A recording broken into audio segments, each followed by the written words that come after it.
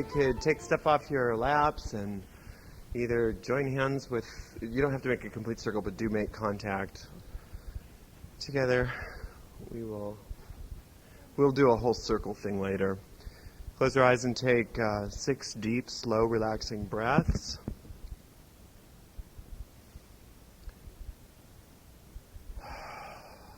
With each breath, we allow the tension to easily flow out from the body and the mind. Each exhale. And as we inhale, we focus on one place in our body that is peaceful, the most peaceful. And with each exhale, as the tension leaves the body, and each inhale as our minds become more aware of that peace that is within us, the peace expands and grows.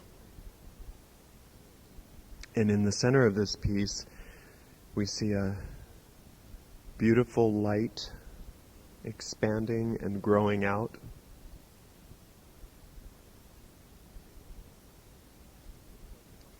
And we picture ourselves now on top of a beautiful mountain in the center of a circular grove of trees. In the center of our circle, a bonfire blazes forth, lighting us and the grove up with a sacred golden light. And this light burns away all that is unlike perfect love and perfect trust. And we invite into this sacred space the presence of our Divine Father and Mother. We ask that they join with us and that they guide us through this evening and through our lives. We dedicate the time that we're spending together to them as we dedicate each and every day to them, that we can grow in wisdom and love, that we will be happier and more loving people. With much gratitude, together we all say, blessed be. So, God, there's so many people that were coming that aren't here, but that's life. They're going to have to either not come or come later. Actually, it's none of my business when people come, but that's a different lecture. This whole thing is really cotton bizarre about whether it's Y2K on January 1st or whether it's the new millennium on January 1st, 2001. And what happens is, this is how the mind works, is we are so busy worrying about whether it's really the new millennium this year or whether it's next year. Why we do that is because we do not want to face the fact that we are entering the 21st century. There's something about that that's scary. And to tell you the truth, I think it's more scary psychologically for us to, it's scary on one hand and then very exciting on another, to actually leave a numbering system called 1990-something or 19-something into a numbering system that's 2000. That's just like zeros really are an opening, right? That's all metaphysics, all metaphysical truth from, I don't care if you study Aleister Crowley or if you study any Eastern mystic or any master, the true mystery of metaphysical miracles and magic comes from the idea that you can create something out of nothing. And so a zero, that nothing, is like the most mystical number that there is, that nothing, that zero, the no thing, that which cannot be, that it's just, I am that I am in the Bible is that zero. It's you can't place any form on it at all. It's just perfect. It's God. It's perfect creation. And so it's when you have something like 2000, there's a lot of zeros there. And this mystical idea of increase is begat by zero, is by nothing, is also in money. What do you want when you want more money? You want lots more zeros. You don't want more pennies. You don't want more numbers. You only have 9 digits, for heaven's sake. You want more money. You want 0, 0, 0, 0, 0 after it. And that's the whole mystery of any kind of exponential growth. So this psychological thing of, oh my goodness, we've got the year 2000, we've got this new millennium, is so big for most of us that we just don't want to even look at it. So what do? It's not really the new millennium yet, because we don't want to think about it, because it's too scary. Because when we think about what were we doing at the beginning of the last millennium, what were we doing in 999 when with the switch over to 1000, and we compare that, just compare that against where we are today and what we're all about and what we're doing, and then you think, okay, well, nothing is static and nothing really progresses in an orderly fashion. The law of increase is such that everything grows at an exponential rate. So even next year, we're going to be farther along in one direction or another than we possibly were in a whole century. Quite possibly. We can make more progress in one direction that has real life-changing and or threatening possibilities within the next 12 months than we've ever seen on the history of this planet. That's quite possible. And in fact, it's quite probable that just even the technological advances that we're going to see in the next 12 months are going to be something that we just can't handle. So that can be very scary. And what happens, what we see out there is a lot of people getting really freaked out about the possibility that this is it, that this is the end of the world. Well, on one level, no matter how we do, where we go, it is the end of the world, hopefully, because we have to die to the old world in order to embrace the new world. Whether we're calling it the new millennium, or whether we're calling it the new aeon, or whether we're calling it the age of Aquarius, or whether we're calling it the age of enlightenment, or whether we're calling it the second coming of Christ, it's something, it's in the air. You can't help but feel it. You can't help but taste that something's happening. But we just don't want to talk about it. Because if we talk about it, then we have to do something about it. We have to take responsibility for the fact that there are incredible strengths in humanity that are coming up right now, but there are incredible weaknesses in humanity that are coming up right now. The ozone is depleted, and nobody likes to talk about that. The fact that there's a warming trend going on this planet right now that's causing Venezuela to be wiped out. We want to call that what? A freak of nature. No, it's not a freak of nature. The storms that we are experiencing over the last 5 to 10 years, the last 5 especially, have nothing to do with nature. It has everything to do with the fact that we fucked up the ozone. Period. That's it. But what do we have to show for it? Aerosol, styrofoam, right? And why are those things so important? Because there is money attached to those things, right? There's money attached to all of those things, and human greed is at the bottom of that. But where does human greed come from? It doesn't. I guarantee you, nobody gets up in the morning and says, "I'm going to kill the ozone today because I want to be a greedy human." Nobody ever thinks that way. It happens over time. And it happens over time because people are scared. People are afraid of not having enough, right? There are really, literally, no matter what tradition you focus on. And this is the thing, that in right now, there's something going on psychically throughout all of our religions, where we cannot take these arbitrary religious distinctions any further. They are meaningless. There's a unifying principle in all religions right now that is much more important than whose God is better than whose, And I talk about that a lot, that's why the goddess is such a good image for us, is because when you think in terms of a mothering force, of a goddess, of that which gives birth, there's no sense of separation between the creator and that which is created. We're all one. And the goddess is this grand unifying principle that joins all of us together. Now, this grand unifying principle is nothing more than the same thing that the people who study physics, the physicians, the physicists, the physicians, the doctors, that's a different story, but the physicists are talking about, oh, wow, there's this grand unifying principle. And you know what the grand unifying principle is? Space. Nothing. It's that same zero. It's that same nothing. There's this underlying pattern in all matter which says that there is no matter, but there is a great space between. There's this great space, and that unifies all of us. We call that the goddess. You can call it the Holy Spirit. You can call it God. You can call it cosmic goo. It doesn't matter. What does matter is the fact that it doesn't appreciate nor understand our religious arbitrary lines. There are no lines. You know, that's the thing about the Native Americans. When the Europeans came to settle here, they just couldn't get it. Okay, this is my land, and this is your land, and we're going to have a border here. This is my property, and this is your property. That was something that was just totally foreign to their way of thinking. It's just, what? It's all of ours. It's the mother. It's everybody. We are. There's no place where she stops and we start, and there's no place where you stop and I start.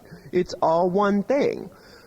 So my point is that in all of these religious theologies, there is a grand unifying principle, and that tends to be something that we call love in the English language.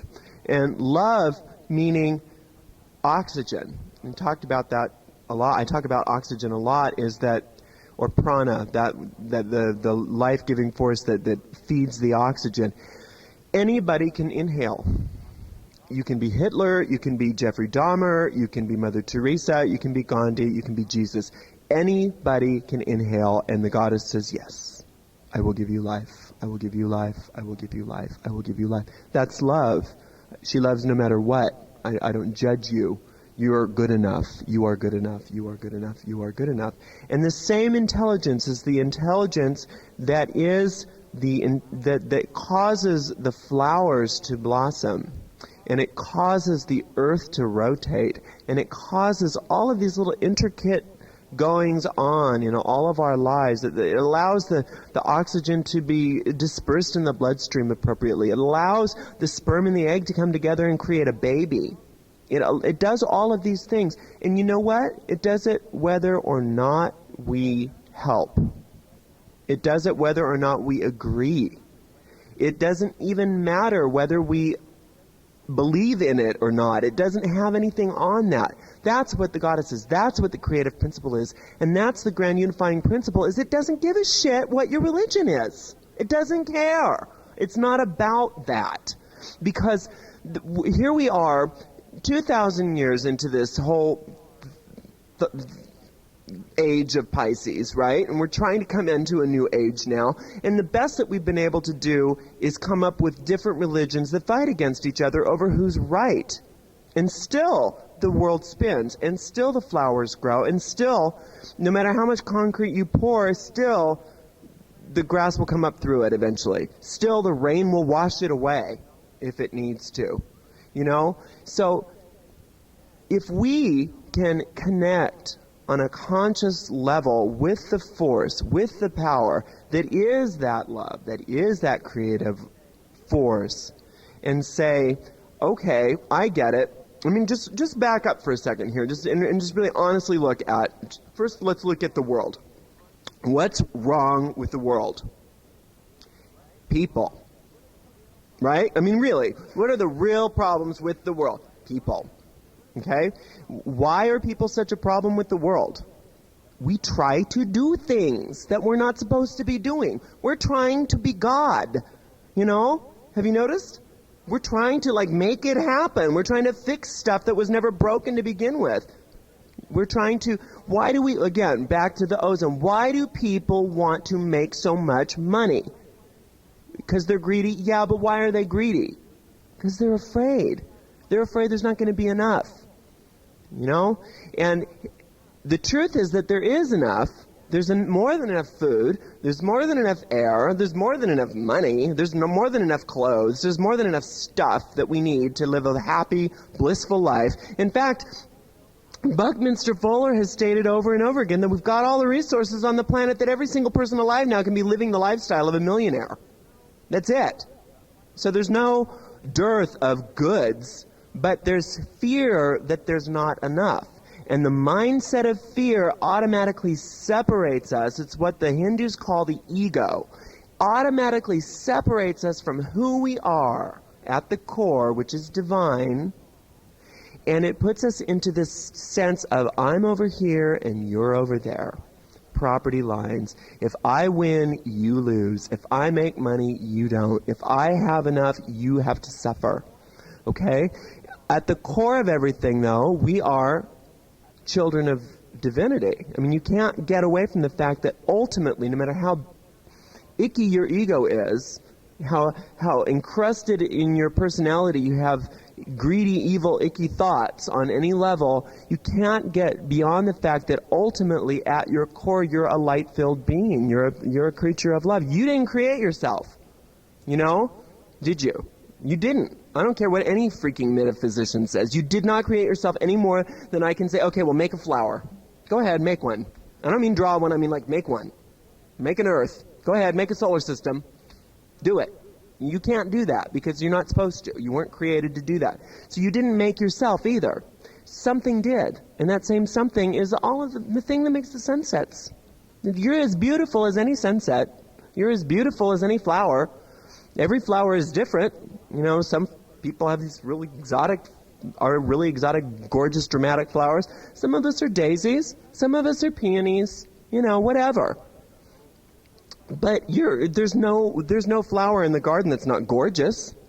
There's no plant in the garden that's not absolutely not only gorgeous but essential. We know this about ecology. All of those who've studied ecology, did I say ecology? Okay, it's not like physician, not economy, ecology. That there's a delicate balance in all life forms. Everything supports everything else. There's nothing that's not supposed to be here. Just because insects give you the creeps doesn't mean that we should get rid of them.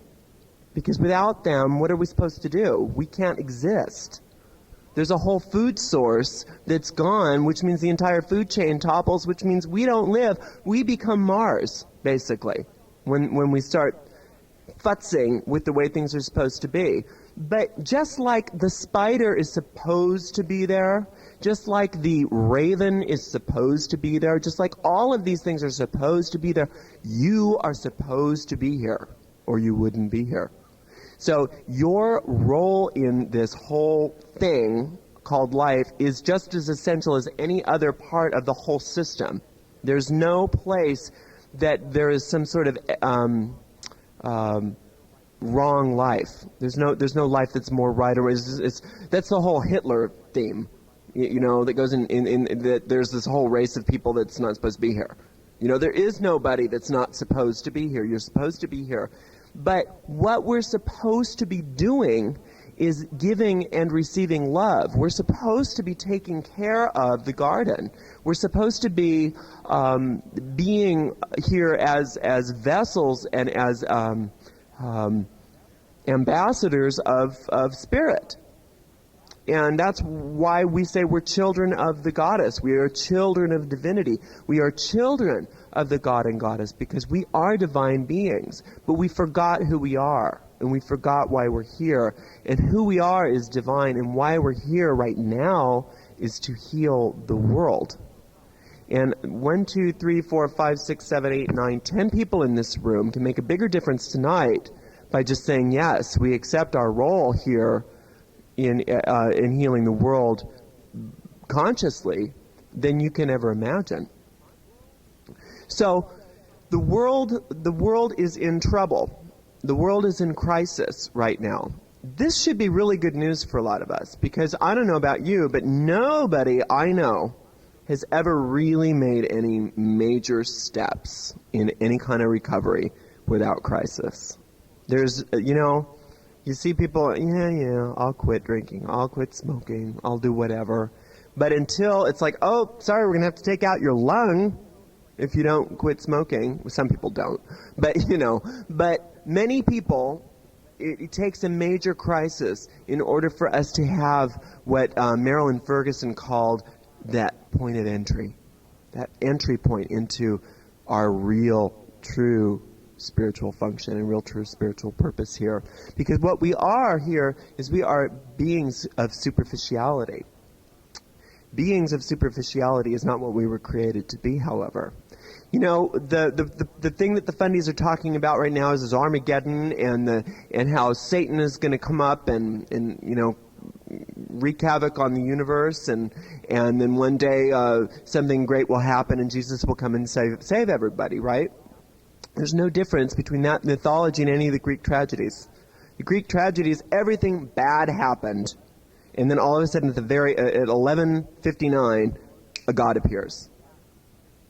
And what that means is that, you know, just like that saying, it's always darkest before the dawn. There's a point at which it can't but get better, because we lose all hope.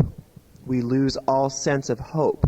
And what that means to say, I lose all sense of hope, usually that entry point that Marilyn Ferguson talks about is at that point where you say, I can of myself do nothing. I cannot help myself at this point. I need divine intervention. There is a force that is outside of this thought system, called my ego or whatever you want to call it, that can restore not only my sanity, but the sanity of the whole planet. And that's where we have to get to. And that's why witches don't like to be down on their knees supplicating, because that smacks too much of Christianity. But you know what else I've noticed about witchcraft that I don't think is very valid? It's not what witches really do, because, it's not what I do, and I've been doing this for 20 years. And that is, anytime that something actually becomes in smaller communities, this is not so much the truth, but when I go out there and I'm in like a larger pagan festival, I notice that things happen up to a certain point. We'll get a sense of like real spiritual unity, and it's like something's really happening, and there's this sense of spirit that's there, and it gets to the point where it feels almost evangelical, and somebody has to crack a dirty joke, or somebody has to bring it down. Not that sex is bad, and not that paganism shouldn't include all of the central aspects of the religion. I'm not saying that. But there's a level at which we can't handle the idea that maybe there is a real God. Maybe there's a real goddess. Maybe it's not theory anymore. Maybe it doesn't symbolize anything. You know? Even Christians. I talk to Christians all the time. You know, well, not all the time, but occasionally I'll talk to a Christian, a fundamentalist or whatever, and, you know, I have a somewhat sensible conversation, and it'll be like, even I'll say, well, did Jesus walk on water or didn't he? Well, you know, I'm sure that's just a symbol. Of what, I would say? What's that a symbol of? Well, you know, or Jesus, or Moses parting the Red Sea, if you're not a Christian. Oh, that's symbolic. Symbolic of what? Symbolic of what? Jesus raised the dead, or healed the leopard, or the leopard. He healed the leopard, poor little leopard. He healed the leper, or whatever it was. And all that's symbolic of something. Well, symbolic of what? You know, maybe these stories, and they're in the Greek myths, and they're everywhere. These stories of major miraculous. If anything, they're symbolic of the concept that of the truth that Einstein said. Is that time and space are an idea and nothing more. That this whole time and space continuum, this whole little world, is a sham. It's nothing. It's not real. And so when I say, you know, we don't really live in the real world. We live in a fake world. We live in a false world. Because the world, according to metaphysical truth, the mortal world, in our tradition, we say that the mortal world is just a reflection of the mental world. And what is in the consciousness is what is in your experience. Well, that's true individually, but it's also true collectively. And so we live in a world filled with misery, and we live in a world filled with pollution, and we live in a world filled with war, and we live in a world filled with greed. Those things are unnatural. I don't care what anybody says. That is not the will of God. It's not the will of a loving mother. That is our own unhealed minds at work, broadcasting loudly. Because, you know, on one level, the goddess is all compassion. But on another level, the goddess is nothing but a big computer. You know, you feed her data, and she kind of creates it for you. Up to a point. Because it's free will. That's what magic is. You know, we have the free will to create whatever we want to create. We can do it up to a point. But there's a point at which we don't have free will any longer, because we can't. You can dream something, but you can't make something that's true untrue, and you cannot make something that's untrue true. You just can't. You can think you can play act at it, you can pretend, but only for a while, and then pretty soon the whole system unravels because it's not real. Does that make sense to you? Like Jesus said, you can build your house on sand or you can build your house on rock. If you build your house on sand, the storms are going to come and blow it over. But if you build it on rock, then no matter what happens, well, unless you're in Venezuela and you screwed up the ozone layer, the winds can come and the rains can come and the torrential storms can come and it won't be blown over. And what that just symbolizes is that our faith needs to be the faith in a real goddess, not a myth. It's got to be the faith in the real power of love, not a mental exercise, because we are trying to avoid further diversion here, okay? What we don't need is something else to divert our attention away from the truth. The truth is that we are in misery, you know? And what happens, I see a lot of people, especially in Orange County, and we all do it, I'm sure, on some level. I don't know what everybody's complaining about. I have it pretty good. You know, my life is pretty good. Well, that's nice for you, but you don't have it really good ultimately because people are suffering somewhere. And if people are suffering somewhere, then on some level you're in denial, which means you're denying a part of yourself. If you're denying a part of yourself, then you're living in a split mind. If you're living in a split mind, you're not living in sanity. That's the definition of insanity, is a mind that cannot reconcile with itself. It's split.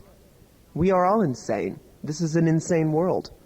But there is a force that is in this world, and it unifies us, but it's outside of the insanity. It's outside the thought system. It's the same power that they talk about in the 12 steps. It's the same power that they talk about anywhere where we're talking about real spiritual truth. That there is a force that knows what to do. It knows how to make the plants. I mean, we just talked about that whole thing. It knows how to make the world spin. You don't. You don't know what you're doing. Stop it. Just stop it. You know? And so one of the best things that I ever heard, the biggest metaphysical truth I've ever heard, did come from a AA meeting, and that was just sit down and shut up.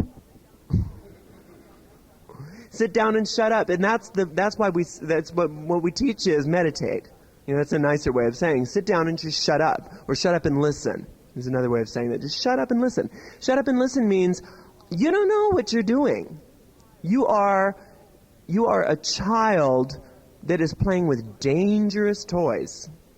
You know, I heard something that was interesting. I can't remember what the name of the seminar was or whatever it was. It was some sort of seminar that was training about nuclear war. And they had a couple pebbles, and they put the pebbles on the floor, and they said, this represents the entire destructive force of all of World War II. And then they poured a bucket of pebbles on top of that, and they said, this represents the force of one nuclear weapon. You know, just to kind of show what, and put things into perspective where things were. One nuclear weapon. Okay, so the weapons of mass destruction that are just out there, right? What do we do? Where are we at? Well, what we're going to do is sanction. We're going to tell you can't have it, and if you do have these weapons, you know, we're going to go out and make you not use the weapons on some brute level force. The consciousness that created the weapon in the first place is just going to come up with something worse. Doesn't that make sense? We are unhealed in our consciousness. However, we're gonna just say you can't play with your bad toy. That's gonna help. Instead of realizing that what we have to do is really get down to business here. We need to fall to our knees literally and say, I cannot of myself do anything. I can't even balance my checkbook. How am I supposed to create peace in the world? You know what I'm saying? I can't even make a souffle very well, or I can't, keep my house clean very well, or whatever your thing is. But you're going to be a force for good in the universe? No. You cannot do anything. We have to get that. But what we can do is step aside and let a force work through us. That's very different. I know, for me, I had a real big revelation when I realized that I wasn't as hot shit as I thought I was. And this came a few years ago, because I'm a high priest, and I'm pretty popular, and I back then I used to do a lot of teaching, and I kind of was getting a name for myself, and I thought that I had something pretty bitchin' to offer. And what I got was, actually, I went through a lot of personal crises, and I went through a real dark time where nothing really mattered anymore to me, and I kind of relinquished my whole life. And I didn't really know where I was going to go or what I was going to do, and I knew, but I had all of these people that thought that I was hot shit, but I wasn't. And I didn't know what to do about this, and I felt very phony about everything, because I think a lot of the craft is very bogus, personally. A lot of what's out there is very bogus. It's a lot about how to sell a book, or how to give a class, or how to make money on a class, or how to give yourself what I was getting, personal gratification, that somebody's going to think you're something, And when you go through a dark night of the soul, none of that stuff really means very much. And some people, will have that when relationships end. Some people will have that when they have life-threatening illness come and meet them. Some people, it just happens because it happens.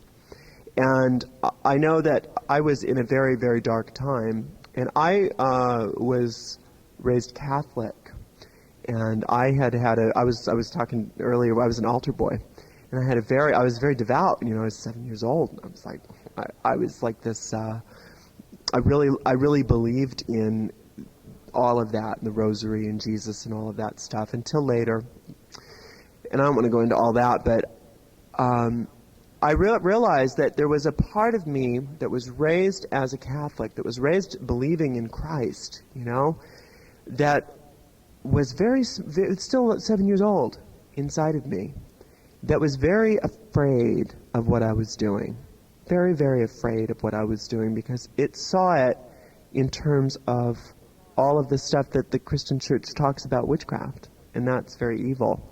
And since so much of it was bogus, and so much of it I didn't really understand, but I could talk a good jargon, I wasn't able to reconcile with that little 7-year-old and say, really, it's okay. And so that caused me some real friction. And that it compounded my depression. And so at one point, the little 7-year-old, and I've told this story before, at one point the 7-year-old boy in meditation came out. Because that's one thing that I did have, is I knew that you're supposed to meditate and pray every day, no matter what your religion is. And Jesus showed up in my meditation. This is several years ago. And I was just like freaked, because I figured I was just going crazy, And luckily I was dating a psych tech at the time, and I figured, they'd probably show me a good place to be over at Fairview. And I was literally losing it. And all of a sudden this great peace came over me. There was this light. I had a sense of light in the room. It wasn't that huge mystical experience like, a lot of people talk about. It was very internal. I had a very sense of light. I had a very sense of peace. I had a great sense of some sort of presence, divine presence.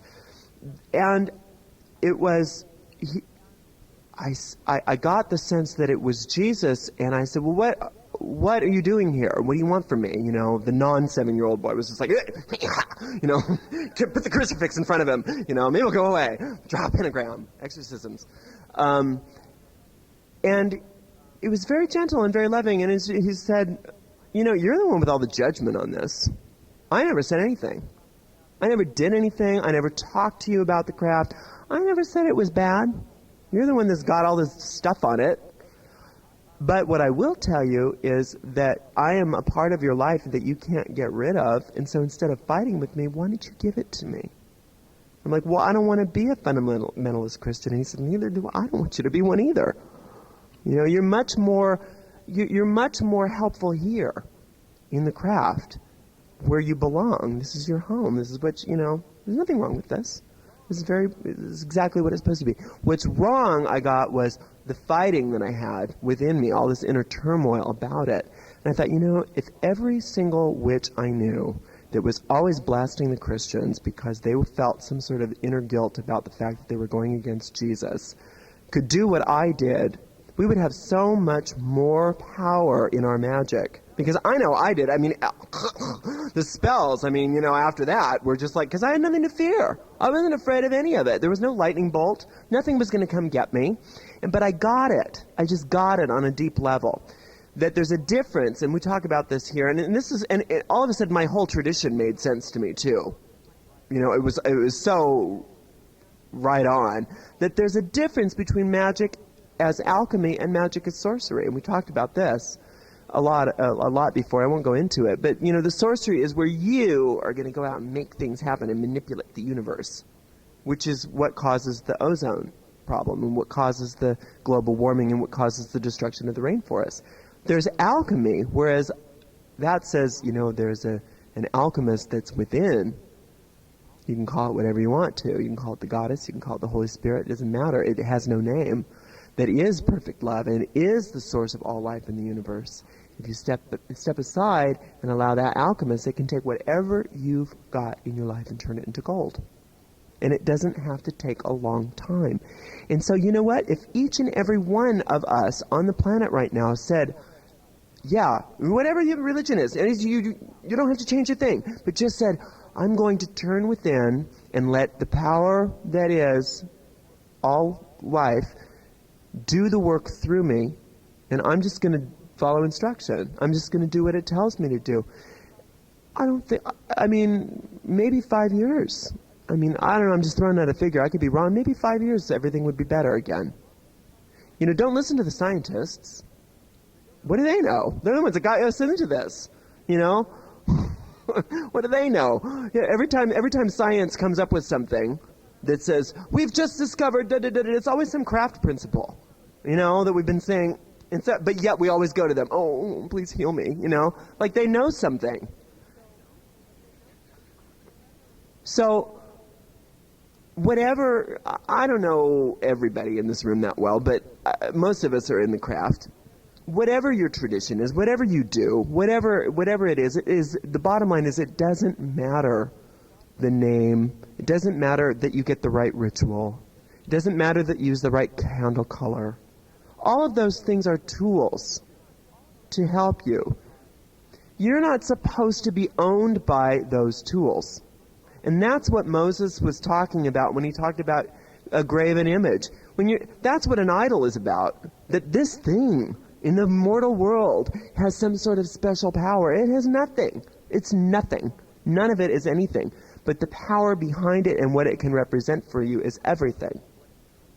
So we need to embrace our craft. We need to embrace, or whatever the religion is that you practice, whatever the practice is, or non-religion. You need to embrace it wholeheartedly and without fear and realize that it's not yours. Give it to that power, whoever it is, whatever it is, and let it be used through us. And that's when things start to really take off, you know? I know that, and it doesn't have to be anything dramatic. I know, I was just at a dinner party. I was at a dinner party and then a cocktail party. I was at 3 parties this weekend. But each time, you know, you go to the party and you think, you know, I'm not really doing anything all that spiritual here. But that just depends on where your mind is. Because I know for me, there's a lot of spiritual transformation going on at those parties that I was at, because each and every person I connected with, I had some moment where I consciously blessed the situation, where I said, even for a moment, blessed be, I don't know what I don't know why the goddess has put us together. It's not for me to know, but I do know that my function here is to bless you. That's all I know. That's it. In Zen Buddhism, they call that the beginner's mind, the Zen mind. In Christianity, that's what he meant by the blessed are the children, or to become like unto a little child. And that means that I don't know. I don't know what I'm supposed to do here, but I do know that I'm supposed to love you. I do know that no matter who you are and what you represent to me on an ego level, that beneath that, all I'm here to do is to bless you. And that's major, heavy transformation, because I know that there's at least one person at each party I went to that that I was having problems with, you know? And so that's probably why I was there. That and the fact that it's okay to have a good time while you're having transformation. You know, I remember there was at one point I was listening to a few people talking recently about this subject of transformation and magic and you know, really making a difference in personal transformation and all of that. And what I heard was, you know, there's so much pain, and I've got so much pain, and we've got so much pain in the world, and we've got to transform the pain, and da-da-da-da-da. And what I got really clear on is that the pain is not necessary. It's not necessary if we were able to make the choice to transform without it. Does that make sense? You don't need the pain. We don't need this stuff to be happening in the world for us to learn these lessons. But we're not interested in learning the lessons. That's why the pain has to be there. Because I know for myself that the reason why I don't practice these things when I don't practice is not because it's complicated. It's not hard to love somebody. It's not. It doesn't take a lot of it's not brain surgery. It doesn't take a lot of prowess to meditate. You sit there and you be quiet, and you just sit with whatever you're being with, and you invoke the presence. That's it. You know? The reason why we don't do these things is because we don't want to. We don't feel like it. I would rather think of her in terms of the fact that she's the word that starts with C and ends with T. You know? That's how I want to feel. She's a bitch, and he's an asshole. That's it, and that's all there is to it. And I know underneath that, it's just like, no, you know, your purpose here is to love them, but I don't want to. I don't want to do that. I know that if I spend my money at this one store who's clear-cutting the rainforests, that I'm supporting that. But I don't want to go to the one that's 5 miles farther. It's too much of a hassle, right? I would rather buy a little trinket that's meaningless than send that $5 a month to a place that is that I know is feeding people that don't have food. It's not that hard. It's really not. Really. We have so many people dying of hunger every single day. Well, probably fewer now since all these disasters have been happening because we screwed up the environment. But we have so many people dying of hunger, and we have so much food. So much food. We have so much food that we burn crops in America to keep the prices up. We have so much food that we have people stockpiling it for Armageddon rather than giving it to people who need it. You know what I'm saying? So it's not that we can't feed people, it's that we don't want to. I mean, I don't know about anybody in this room, but I'll be willing to bet that there's a majority of us that don't help out on those levels. And that doesn't mean you're a bad person, but it's like, let's be honest. We care about saving the planet, but we don't do little things. So here we've got peace in the 21st century. What do we have? We've got these wars going on out there, right? What did we just hear about today? Oh, you know, there's going to be so much threat of terrorism against America. Why? Because everybody hates us. Why? Because we're ass wipes, you know? Because all we ever do, yes, we do a lot of good things, but we do it because we said so. You know, it's good because we said so, and you're going to do it. Oh, my God damn it. You know, that's our way. You know, and if you don't like it, we'll blow the shit out of you. That's it. So they don't like us very much. Can you blame them? So, but that is just, all of that hostility out there is a reflection of our day-to-day interactions with one another. I mean, is there anybody in here who did not get pissed off this week at somebody on some level? Okay? That's what I'm talking about. But then we say, oh, isn't that awful? Isn't it awful of that terrorism? We are terrorists. Are we not? I mean, go on the freeway for heaven's sake. That's terrorism. But it's just one, this whole idea of Armageddon is this concept of Satan, right? Satan is going to come in and like wreak havoc out of pure evil, right? Well, what is pure evil? Evil is just the absence of love. Evil is just the tension that it takes, the tension necessary in order to suppress our natural love for one another. And that tension usually comes from a sense of fear that we need to protect ourselves, or that we need to get for ourselves, or something like that. So what we need to do is stop thinking in terms of what can I get, what can I have, me, and think in terms of what in this situation can I give? What can I give? What is the most loving response in this situation that I can give? If everybody gave the most loving response in this situation in one day, there would be no more war. There would be no more hunger. There would be no more anything. And that's what it means when the Christians say there's a metaphysical truth behind every religion. And the reason why I talk about Christianity so much is because it's so prevalent in our society. It's very important for us to be educated in this. Is that the second coming of Christ is a real principle. It's the same principle as in the Greek tragedy, as when the God shows up. It will happen, but it's not going to happen because the spaceship lands. It's going to be happening because you say so, because you give the loving thought. Second coming is our becoming who we are at the core. The most loving response I can give in any situation. And are you going to make mistakes? Yeah. Have you made mistakes? Yeah. But you need to be just as compassionate with yourself as I'm asking you to be with other people. Because if you can't be compassionate, when you go around and somebody's really mean to you because you screwed up, why is that? It's because they're that mean to themselves because they screw up. You don't just wake up perfect one day. You don't do that. It's a process.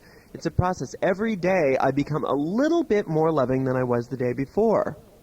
But I know that of myself, the best I can do is be nice. This world will not be healed by nice people. There were a lot of nice people that let Hitler do what he did. They were nice people. They were good people. But the evil was not in Hitler. The evil was in just, what did we talk about earlier? Just in just being complacent about it. Oh, isn't that a shame? Oh, poor Jews. Sad. That's it. It's the complacency that we have that's what we were talking about in the healing seminars. That's our depressed immune system. There's a hole in the ozone. Well, in a healthy immune system, the white blood cells would go out there and say, oh, aerosol's off the shelves. But in our immune system, it's just like, oh, well, that's a shame.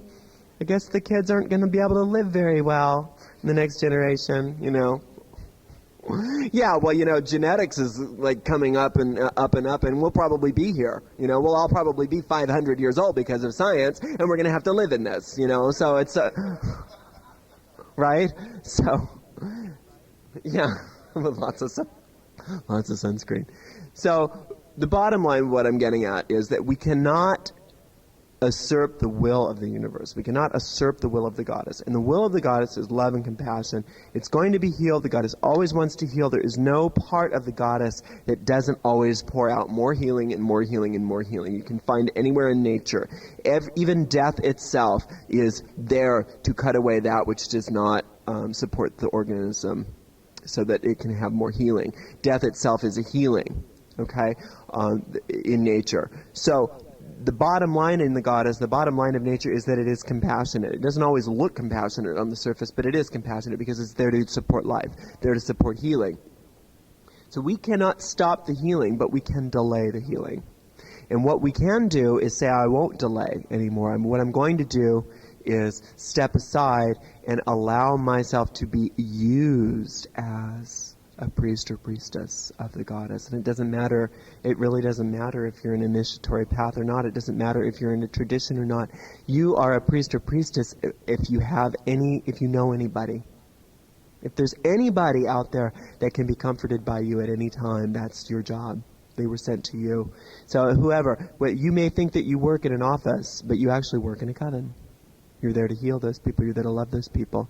You may think that you went out to a dinner party, but you actually went to a spiritual gathering of people who needed your love and compassion.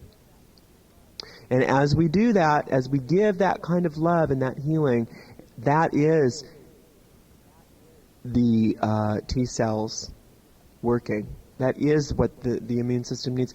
You know, if you know anybody that's HIV positive, when the T cell count rises suddenly, their Kaposi's go away, their pneumocystis goes away, all these symptoms just goes away. They just go away. Because those things were not supposed to be a problem in the first place. It was not supposed to be a problem. The system was made to handle those sorts of things. They were just little bacteria, little viruses. It was not supposed to be a big deal. But there was a suppressed immune system. And when the immune system is allowed to thrive again, those things go away. Same thing will happen on this planet. Just like that. Just like that. And that's what we are. We are those T cells. That's what we're supposed to be. Okay, so let's just end with a little moment of prayer so that we can kind of wrap up this section. We'll take a little break, and then we'll come back and do our circle, which will be fun. Together we take our 6 deep breaths and allow the energy in our bodies to equilibrate. We call now upon the presence of the Goddess, our Divine Mother. And we also call upon her consort, her husband, the Father. And we ask that the Father and Mother join within us in sacred union, the great rite.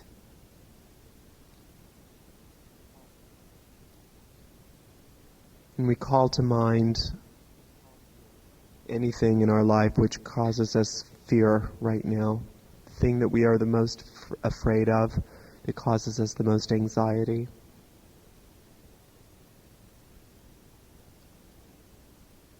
And we step back for a moment and allow this union of divinity, the alchemist within, to transform this into gold.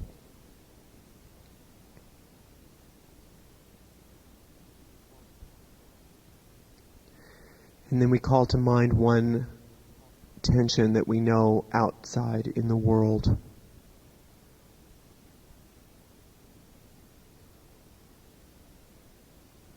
And we allow this tension, whether it's a war or a struggle or just people we know that are in strife, to be put into this light of union, this great rite. And we allow this healing to take whatever form it's supposed to take for them. It's not for us to know. But just allow us to bless them or bless it.